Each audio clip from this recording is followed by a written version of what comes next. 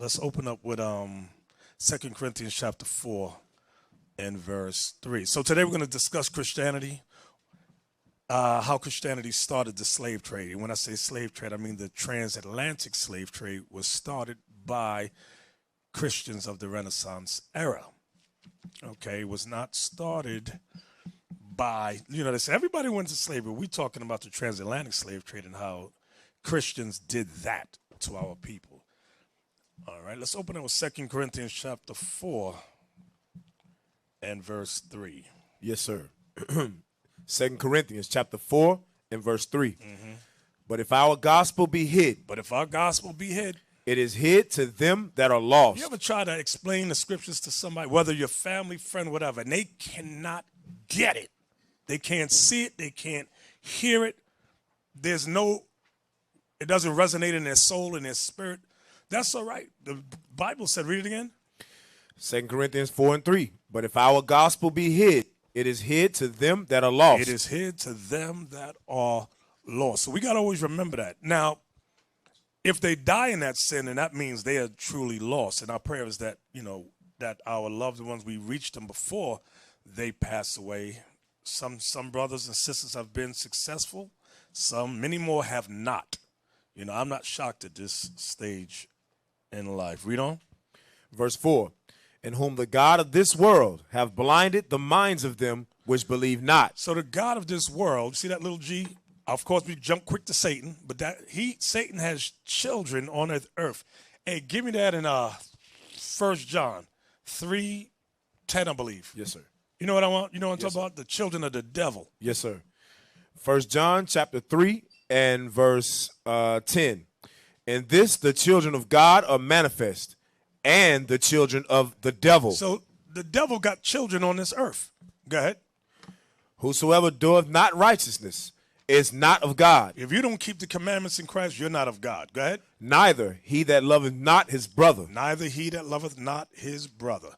Now, of course, we deal first and foremost with one another, but when you think about the broad scheme of things from the time of Genesis 25 on, Esau always hated his brother Jacob. Can we get me that in Ezekiel 35, verse 5? I just want to show you that in terms of nations. Okay. A lot of times what Christians like to do, they like to just keep things as an individual level. We're going to go nationhood. Watch this. Ezekiel chapter 35, verse 5. Because thou hast had a perpetual hatred. Because Esau, that's what it's talking about. What's verse 1 say about Mount Seir, I think? Yes, sir, 1 and 2. Moreover, the word of the Lord came unto me, saying, Son of man, set thy face against Mount Seir. Now, Mount Seir, write this down. Let's get it. Captain, give me Genesis 36, verse 8. Who is Mount Seir? We're going to find this thing out. Mount Seir. And if I'm going too fast, y'all let me know. The book of Genesis, chapter 36 and verse 8. Thus dwelt Esau in Mount Seir. Esau is Edom. See that? So that's when we go to Ezekiel 35, it's talking about Esau. Okay? Yes, the one that came out red all over like an hairy garment. So going back. Yes, sir. Ezekiel chapter 35 and verse, skip down to 5 numbers. Yes. Mm-hmm. Verse 5. Because thou hast had a perpetual hatred and hast shed the blood of the children of Israel. So right there. Now hold that. Go right back where you was at in 1 John 3 and 10. I don't want y'all to forget the thought. I'm going beyond just individual brothers within the nation. I'm stepping outside on how nations deal with us. Go ahead. 1 John chapter 3 verse 10. In this the children of God are manifest, and the children of the devil. Whosoever doeth not righteousness is not of God, neither he that loveth not his brother. Esau has always hated his brother Jacob. Always. So when we go back to Ezekiel 35, verse 5. One more again. Ezekiel chapter 35, verse 5. Because thou hast had a perpetual hatred and hast shed the blood of the children of Israel by the force of the sword in the time of their calamity, in the time that their iniquity had an end. Our iniquity had an end when we were so-called, quote-unquote, emancipated. And that dude helped forward the affliction, okay? He went, give me that Zechariah 1:15. Yes, sir. This dude, Esau, Zechariah chapter 1, verse 15. And I am very sore displeased with the heathen that are at ease. The word heathen means nations. The nation we're talking about right now is the nation of Edom, who dwelt in Mount Seir at one time. Read it again. Zechariah 1:15. And I am very sore displeased with the heathen that are at ease, for I was but a little displeased, and they helped forward the affliction. When he says he was but a little displeased, the Lord allowed these nations to enslave us. Why? Because we broke the commandments. But that wasn't enough. The nations helped forward the affliction. How? When we were supposed to be set free, they said, nah, we ain't letting y'all go. We're going to go above and beyond what the Lord allowed us to do. And that's here we are today, still here. All right? So from there, give me 1 Timothy chapter 4. No, did we finish Corinthians? No, sir. All right, go back there to Corinthians. Yes, sir. 2 Corinthians chapter 4 and verse 4. In whom the God of this world have blinded the minds of them which believe not. Right, so the God of this world, yes, is Satan, but Satan got children on this earth, and his children is Esau. And he has blinded the minds of those which believe not. Read that again. Yes, sir. In whom the God of this world have blinded the minds of them which believe not. The white man is the God of this world. He's the one that set himself up as God, Christ, the angels, and the Israelites. Go ahead. Lest the light of the glorious gospel of Christ, who is the image of God, should shine unto So them. when we try to reach our people for them to repent, all of Esau's lies have been scattered worldwide or perpetuated worldwide. I use that term instead. Have been pushed worldwide. Lie after lie after lie. And our people take hold on those lies, whether they see it through the television, they hear it politically or religiously. There's something that they hear that resonates in their soul and say, you know what? I don't believe the Bible. Why? Because the God of this world has blinded them. Okay? From there, give me 1 Timothy 4 and 1. The book of 1 Timothy chapter 4 and verse 1. Now, the Spirit speaketh expressly, that in the latter times some shall depart from the faith. Some shall depart from the faith, meaning the faith of Christ, keeping the commandments. Go ahead. Giving heed to seducing spirits. Giving heed to evil preachers. Go ahead. And doctrines of devils. And Christianity. And doctrines called Christianity. That's what it's talking about. And it is Christianity. As we keep reading, it's going to prove the religion is talking about. Go ahead. Speaking lies in hypocrisy. Now, let me go back. Because you may say, well, it says spirits, giving heed to seducing spirits. Because it's more than just one preacher. You got thousands, hundreds of thousands of preachers out there. Then it says, and doctrines of devils. Plural, plural, plural. Okay. This, as we read down, it's talking about the Roman Catholic Church. And I'm going to show you that in a moment. And under the Roman Catholic Church, because the Roman Catholic Church is the mother of modern day Christianity. Under the Roman Catholic Church, remember, they protested against the quote-unquote Catholic Church. And they established, you had Lutherans, you had Baptists, you had Episcopalians, Methodists, Jehovah's Witness, Pentecostals. All of them call themselves Protestants. The root of the word Protestant is protest. They said we are protesting against the Catholic Church because we don't believe the Pope is God. But guess what? They still take hold on of the Catholic Church and teach it. Let's read down now. Yes, sir. Verse 2, speaking lies in hypocrisy. Because all these Christian denominations have the Bible. All of them. Go ahead. But what?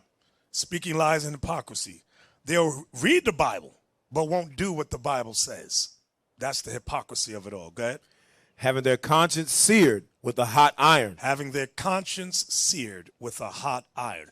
Christianity, it's like you're ironing your clothes early in the morning. You get up, you iron your clothes. The phone rings.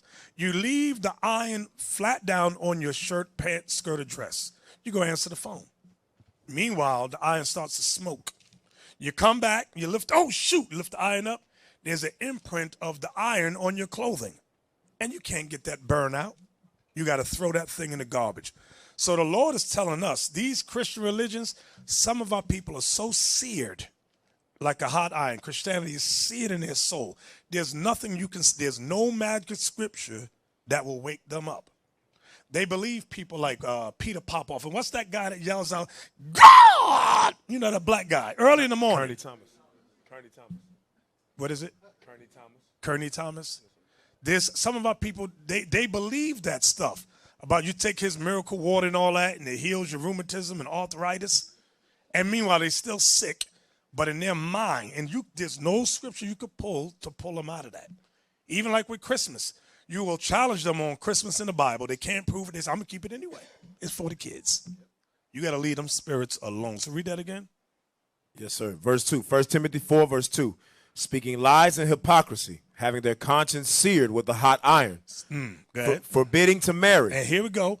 You got that forbidding to marry. What religion forbids men to marry? That's the Catholic Church. Okay? That's why you got all that pedophilia up in there. Go ahead. Read it again. Yes, sir. Forbidding to marry and commanding to abstain from meats. That's the Catholic Church. Say Fridays you can't eat meat. Only fish. That's it. You cannot eat meat. Then they got something called Lent, whatever the hell that is. I can't remember. Go ahead. Forbidding to marry and commanding to abstain from meats, which God have created to be received with thanksgiving of them which believe and know the truth. Now that's the key. Christians always skip that of them which believe and know the truth. Give me that precept in Psalms 119, verse 142. The book of Psalms, chapter 119 and verse 142. Thy righteousness is an everlasting righteousness, and thy law is the truth. So God's law is truth. So it says, be received with thanksgiving of them which believe and know the law. That's what it's saying. Okay? But you have people go, nope, nope, nope, not my Jesus. I've been taught in my Christian church A, B, or C. Okay? And it's always something contrary to God's law. So I'm going to pause that one right there. Give me Revelation chapter 13. There's a lot of history in Revelation 13. I've touched on it before, but I'm going to just bring a few little tidbits out. Let me look at it. Yeah, read verse 1a. Do y'all got the, I don't know if I sent it to you. I want the 7 heads and 10 horns. You got it? I sent it to you. It's like a photo. Right? What was that? Go back. That ain't it? Go all the way down. That ain't it? Okay. Hey, Laba, talk. I don't think I sent it to you. Yeah, all praise to the Most High. It's getting hot already, Bishop. Good class, bro. Yeah, I mean, then even though when you go to the end, let's go back to 3, the end of 3 in Timothy 4.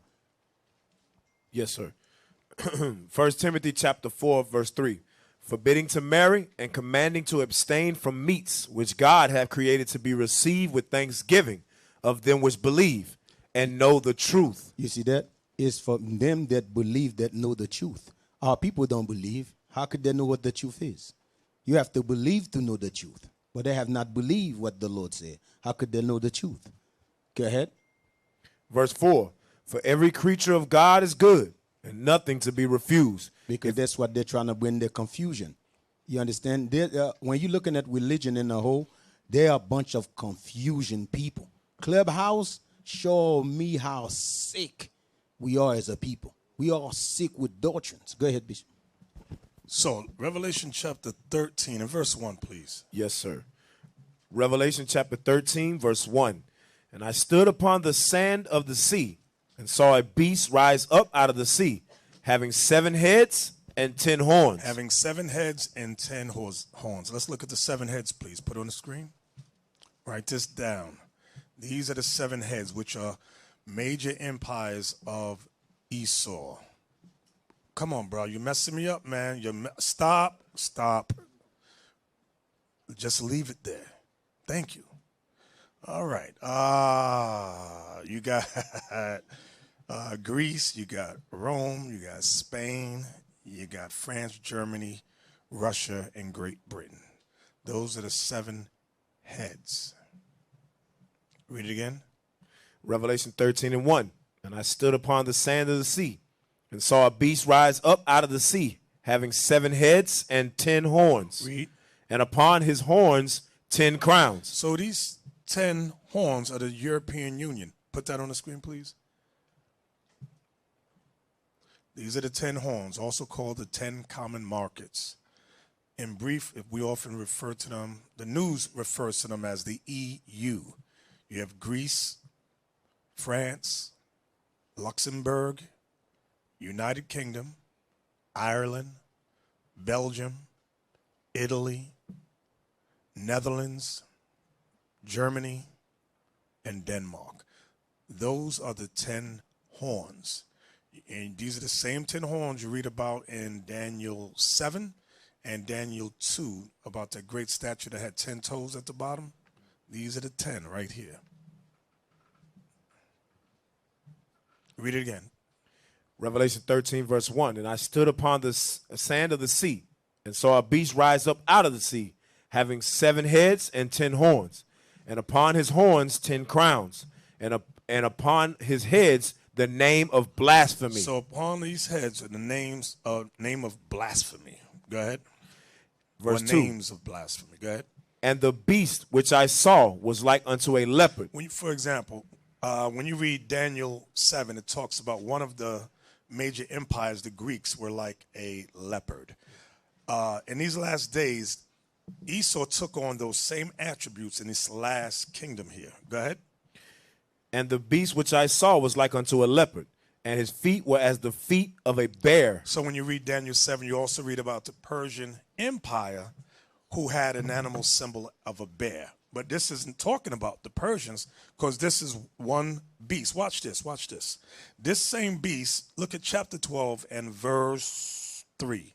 Yes, sir. Revelation 12, verse 3. And there appeared another wonder in heaven, and behold, a great red dragon. What color was it? Red dragon, having 7 heads and 10 horns, and 7 crowns upon his heads. This great red dragon is the same dragon we're reading about here in Revelation 13.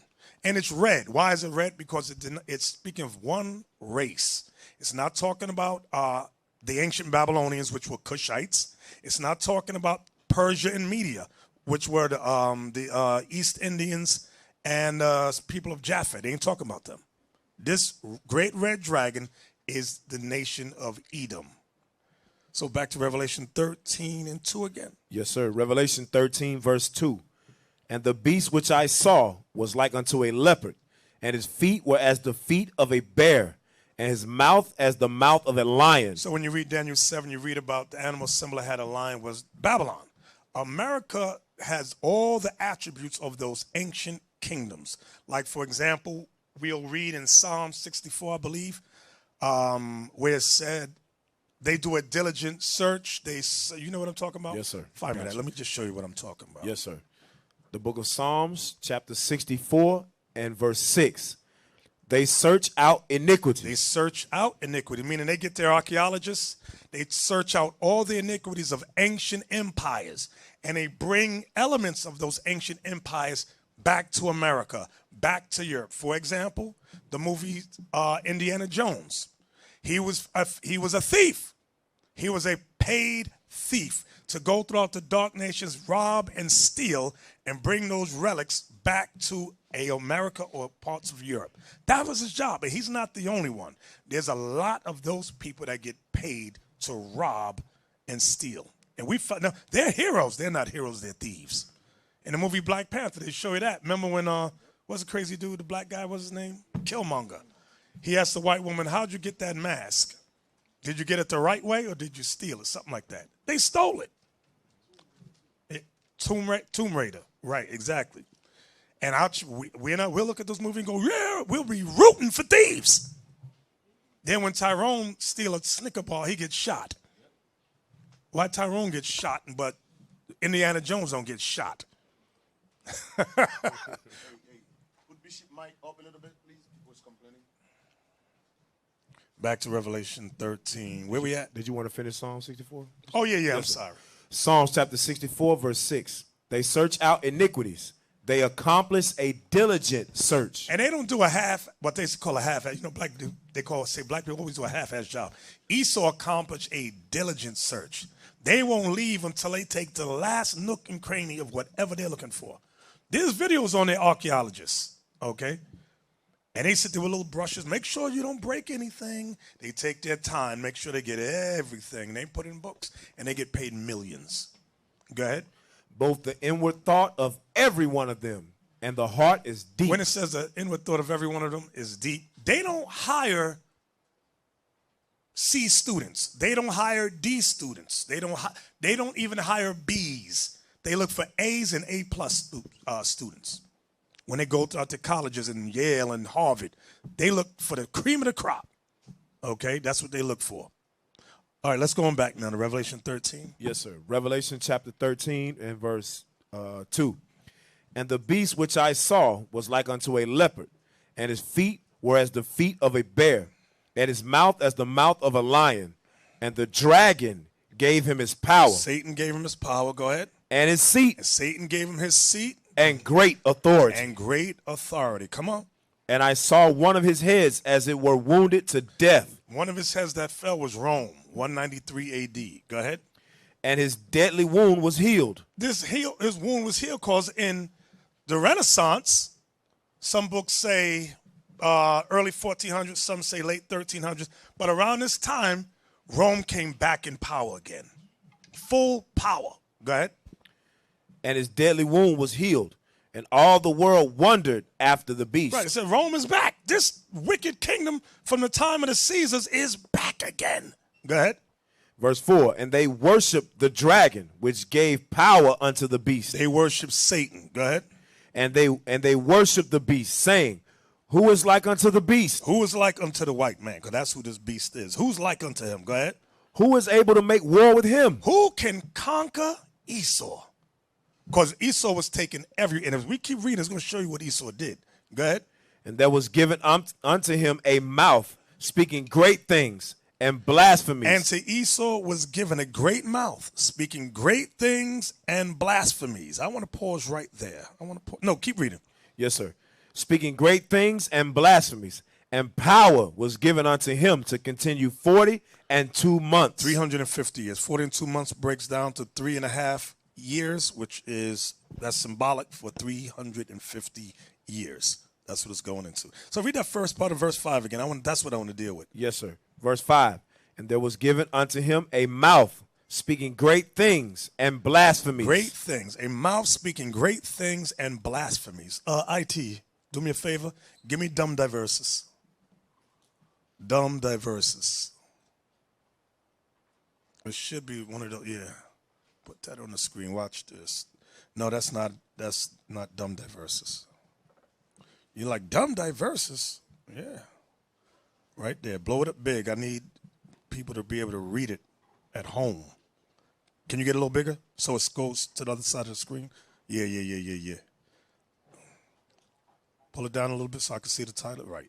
Get a lie. Can you see this? Yes, sir. All right. We're going to read about dumb diversus. Now, that's Latin. You might, what does this got to do with a mouth speaking great things and blasphemies? Watch what dumb diversus is. Go ahead. Dumb diversus. Papal Bull, dumb diversus. A papal bull is like a president writes an executive order and you cannot undo it. Only he has the power to undo that. The popes wrote those type of executive orders and they called them papal bulls. And it was over kings and queens. They could not do nothing against it. Rome was the power. So whatever the popes wrote, the kings had to obey. Read. Papal Bull, dumb diversus. 18 of June, 1452. Pope Nicholas V issued the Papal Bull, dumb diversus on 18 June, 1452. It authorized Alfonso V. That's the king of Portugal. Go ahead. Of Portugal. Notice, it authorized Alfonso V. So the Pope was over the king. Go ahead. It authorized Alfonso V of Portugal to reduce any Saracens, Muslims, and pagans, and any other unbelievers to perpetual slavery. You see that? If you didn't believe in white Jesus, you were going into slavery. That's having a mouth speaking great things and blasphemies. Go ahead. This facilitated the Portuguese slave trade from West Africa. You see, y'all need to pay attention to this thing here. Because you ain't going to learn about this in school. They ain't going to tell you about it in college. Go ahead. The same Pope wrote the bull Romanus Pontifex on January 5th, 1455, to the same Alfonso. As a follow-up to the Dum Diversas, it extended to the Catholic nations of Europe dominion over discovered lands during the Age of Discovery, along with sanctifying the seizure of non-Christian lands. So if your land wasn't a Christian, the Pope gave the Spain and Portugal the authority to take it. That belongs to us. Go ahead. It encouraged the enslavement of native, non-Christian peoples in Africa and the New World. See that? Notice where in Africa you had the southern kingdom of Judah and remnants of the others, but on this side you had the northern kingdom of Israel. Okay, that's the whole plot was against the Israelites. Go ahead. We weighing all and singular the premises with due meditation, and noting that since we had formerly by other letters of ours granted among other things free and ample faculty to the aforesaid King Alfonso to invade, search out, capture, vanquish, and subdue all Saracens, Muslims, and pagans whatsoever, and other enemies of Christ wheresoever placed, and the kingdoms, dukedoms, principalities, dominions, possessions, and all movable and immovable goods whatsoever held and possessed by them, and to reduce their persons to perpetual slavery. You know what the word, remember we read in Ezekiel, it said they had a perpetual hatred. They said perpetual slavery, meaning you enslaved forever. For how long? Forever. Forever, ever, forever. I know y'all think you're free. You've been taught you're free because the yoke is off your neck. Ain't nobody free. Go ahead. And to apply and appropriate to himself and his successors I can't see it. Their kingdoms, dukedoms, counties, principalities, dominions, possessions, and goods. I'm sorry, can you highlight where he's at? Because I can't see. Yeah. Okay. Possessions and goods, and to convert them to his and their use and profit. Slavery was profitable. Go ahead. By having secured the said faculty, the said King Alfonso, or by his authority, the aforesaid infant justly and lawfully has acquired and possessed, and doth possess these islands, lands, harbors, and seas, and they do of right belong and pertain to the said King Alfonso and his successors. Watch this. In 1493, Alexander VI. Now, we always hear about Alexander VI. Remember, it was his son that was used as the model for Jesus. They said, we need a model that we could push throughout the world. Go ahead. In 1493, Alexander VI issued the bull Inter Catera, stating one Christian nation did not have the right to establish dominion over lands previously dominated by another Christian nation. So if Spain and Portugal had something, the Dutch couldn't come in and take it over. That was this one was about. Go ahead. Thus establishing the law of nations. Together, the Dum Diversas, the Romanus Pontifex, and the Inter Catera. So those are the three famous papal bulls written regarding the enslavement of our peoples. Go ahead. Came to serve as the basis and justification for the doctrine of discovery. So that's what they call it. The doctrine. You're not a Christian, so I discovered you. But there's people. No. The Pope authorized us, and we discovered not just you, but your land too, and it's ours. That's the doctrine of, that's some evil stuff right there. Because you'll hear, like we'll make jokes, how you going to discover something, there's people there. Well, the Pope said that's what it is. You're nothing, you're a slave, you're nobody, and that's what it is. It is what it is. That's why the TV, Esau don't speak against that. Go ahead. The global slave trade of the 15th and 16th centuries and the age of imperialism. Right, now give me the next one. No, remember what we're explaining. A mouth speaking great things in blasphemies. Go ahead, let's put that on the screen.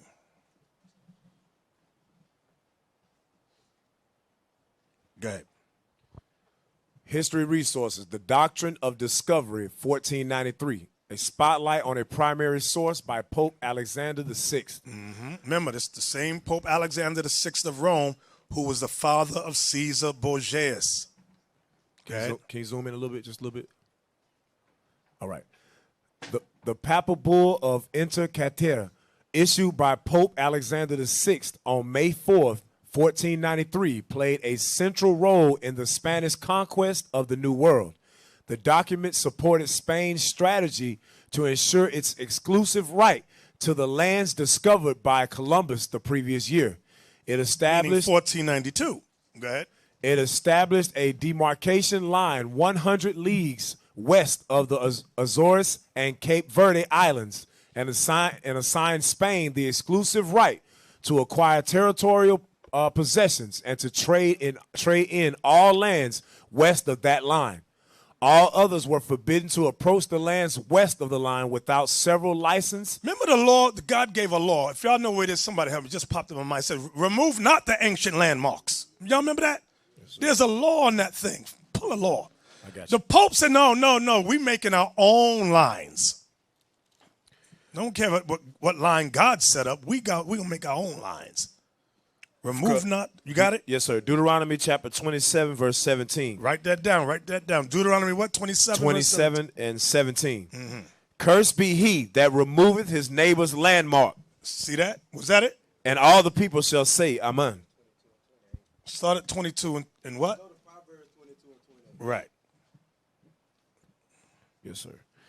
Proverbs chapter 22 and verse 28. Remove not the ancient landmark which thy fathers have set.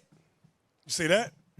So the white man said, we don't give a damn about none of that stuff. Now remember, we read early in 1 Timothy 4 and 1 and 2 that said about hypocrisy. I can't quote, I'll butcher scripture. It said, lies. I got you. What did it say? I got you, Bishop.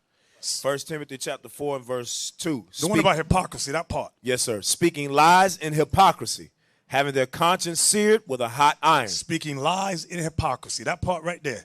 So the Pope and all of them, these so-called Christians, had the Bible. They read about not removing the ancient landmarks and go, to hell with that. We will remove the ancient landmarks and make our own.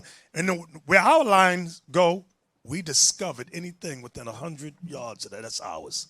That's what they did. Going back to the Papal Bull. Yes. All others were forbidden to approach the lands west of the line without special license from the rulers of Spain. This effectively gave Spain a monopoly on the lands in the New World. The bull stated that any land not inhabited by Christians was available to be discovered, claimed, and exploited by Christian rulers, and declared that the Catholic faith and the Christian religion be exalted and be everywhere increased and spread, that the health of souls be cared for, and that barbarous nations be overthrown and brought to the faith itself. This doctrine of discovery became the basis. Where you see that part? And brought to the faith itself. That's how they forced everyone, all of us, to become Christians. So if you never knew how your mothers and fathers became so-called Christians, the way they are today, this crazy group, this is how. It's explaining it. They brought all the slaves into Christianity. Go ahead. This doctrine of discovery became the basis of all European claims in the Americas, as well as the foundation for the United States Western expansion. So, wait. I thought these Christians, they were the Protestants. They protested against the Catholic Church. Notice what it said. Read that part right there again. This doctrine. Yes, sir. This doctrine of discovery became the basis of all European claims in the Americas, as well as the foundation for the United States Western expansion. So that whole doctrine, we're protesting. They were in full agreement with what the Catholic Church established. Full agreement. Go ahead. In the U.S. Supreme Court, in the 1823 case Johnson versus McIntosh, Chief Justice John Marshall's opinion in the unanimous decision held that the principle of discovery gave European nations an absolute right to New World lands. In essence, American Indians had only a right of occupancy which should be abolished. Which could be abolished. That's the tribe of Gad, Reuben, and some of Issachar. Go ahead. The bull Inter Caetera made headlines again throughout the 1990s and 2000s, and in the 2000s, when many Catholics petitioned Pope John Paul II to formally revoke it and recognize the human rights of indigenous non-Christian peoples. Yeah, right. All right, let's go on back now. We were at Revelation 13, verse 5 again, please. Yes, sir. Revelation chapter 13, verse 5. And there was given unto him a mouth speaking great things and blasphemies. So those what we just read, those two Papal Bulls, and there was several, it was three they mentioned, are great things and blasphemy. Mouth speaking great things and blasphemies. Go ahead. And power was given unto him to continue 42 months. Read. And he opened his mouth in blasphemy against God, to blaspheme his name. To blaspheme his name. Go ahead. And his tabernacle. And his tabernacle, them in heaven. And them that dwelt in heaven. Go ahead. And it was given unto him to make war with the saints. See that part right there? And it was given unto him to make war with the saints. Give me that precept in Psalms 148. We're the saints. The Israelites are the saints. The book of Psalms. That's what all those Papal Bulls was about, making war with the saints. People like to separate history from the Bible. No, it's one and the same. You just got to be able to pinpoint it. That's what it's talking about. Go ahead. Psalms chapter 148, verse 14. He also exalted the horn of his people, the praise of all his saints, even of the children of Israel. The children of Israel are the saints. Was that it? A people near unto him. Praise ye the Lord. Praise ye the Lord. Praise ye the Lord. Give me the next one in Psalms 50, I think it is. Yes, sir. The book of Psalms chapter 50 and verse 5.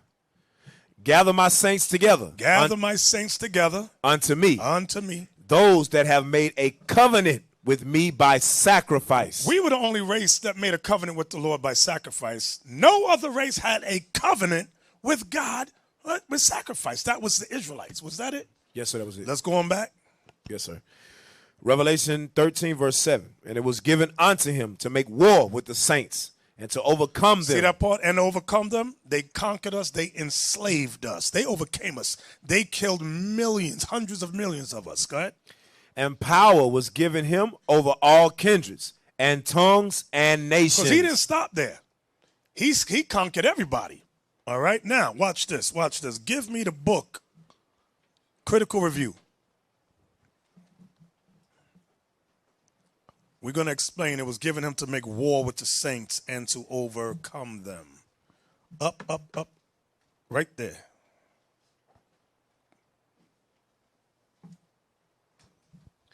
Read that. The Critical Review or Annals of Literature by a Society of Gentlemen. Jump down to the year 1783 at the bottom. Yes, sir. 1783. All right. Let's go inside. Zoom in. I want to, right there. Zoom in. Right there. Pope Nicholas V in that famous bull by which he granted the unknown world to the Portuguese and Spaniards, expressly permitted and ordered the Christians to reduce all infidels into slavery. You see that? See what Pope Nicholas V did? He ordered the Christians to reduce all infidels, meaning unbelievers, in white supremacy. You didn't believe that thing? You're going into slavery. This is the origin of it. Go on now, raise it up. Let me see. Raise it up, brother. IT? Yeah. Read that. Professor Springle divided the Negro trade carried on by Christians. Carried on by Christians. Y'all love these Christians so much. You got black Christians want to be partners with white Christians. And them white Christians, oh, y'all ain't really, you might say we are brothers, but we ain't your brothers, niggas. Good. Into two principal periods. The first from 1443 to 1645, and the second from 1645 to the present times. Yeah, which was 1783. Go ahead. The first period is the time of its increase, during which not only its founders, the Portuguese, but the English, the Dutch, and the French dealt in Negro slaves. Remember what Pope I believe it was Alexander the Sixth said about nations not interfering with other nations who had already taken lands. So they had to work together at this point. Go ahead. Though chiefly for the, what's that word? Use. Though chiefly for the use and consumption of the Spaniards and the sugar and tobacco plantations in the Brazil, during the latter period, these four nations were obliged to share that trade with the Swedes. Because the Swedes said, we want to get in on this thing too. We want to get rich. Go to the next page.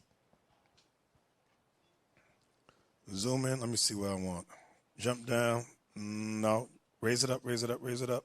Right there, King John II. Yes, sir. King John II in 1492 expelled all the Jews to the island of St. Thomas. The island of St. Thomas is on the west coast of Africa. Go ahead.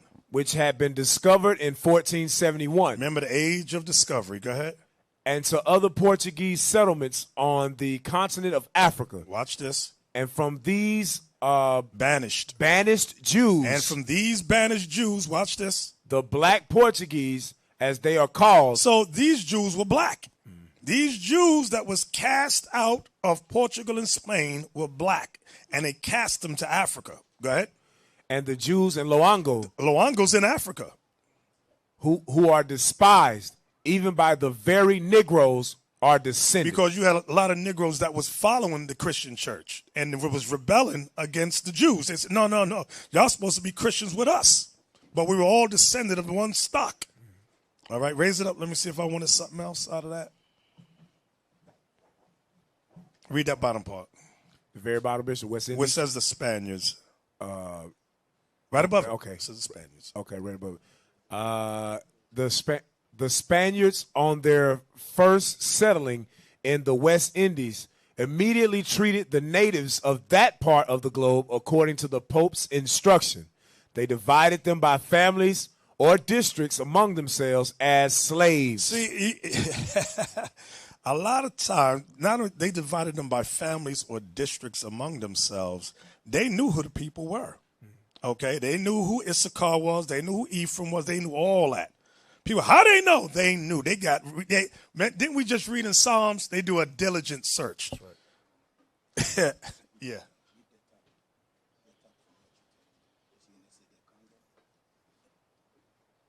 Why? You got something you want to bring up? Okay, read that next highlight part. These Negroes? Yes. These Negroes were purchased in Guinea, Congo, and Manicongo. And the colonists had plantations furnished with from 150 to 3,000 Negro slaves. Because these nations, they knew who we were. That's why now, to the history we learned today, they ain't teaching us this to uplift our people. These books, remember, these books was written when we were still in where? You understand? So we didn't wrote this book. We did not write it. So we went in like the historians that wrote this book. Now we just bring it to your attention, to your awareness. Now you say, okay, these things been hidden for us for years. We used to scream black power while heroin was pushed. But at the end of the day, nothing's in vain. IUIC has been given a vision. The tents of Judah has risen. Many has attempted the mission, minor murmuring, omitting, and missing the mark. Just reading that he had the flame of fire in his eyes gave us the spark. We on Paul's mission. We out on the road, purple and gold, from Mexico, Cuba, Haiti, Ghana, Sierra Leone. 144,000 boots banging, concrete crackling. These are our men repented at heart. The scriptures is proof. IUIC, we deliver the truth.